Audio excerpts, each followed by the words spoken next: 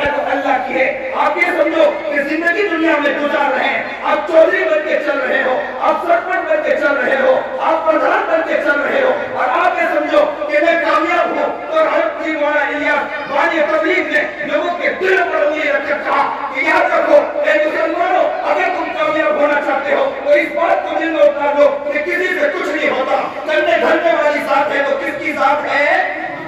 کرنے دھرنے والی ذات ہے تو کس کی ذات ہے؟ جس نے ہمیں بیٹھنے کی توفیق دی, جس نے ہمیں بولنے کی توفیق دی, جس نے ہمیں دیکھنے کی توفیق دی, جس نے ہاتھ ہلانے کی توفیق دی, جس نے کام کرنے کی توفیق دی. اللہ چاہتا تو آنکھ کو بند کر دیتا تو ہم نابینا کہلاتے. اللہ چاہتا تو زبان کو بند کر دیتا ہم گونگے کہلاتے.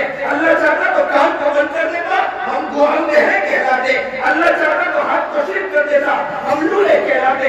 اللہ چاہتا تو پیر کو بند کر دیتا تو ہم لندے کہلاتے. لیکن اللہ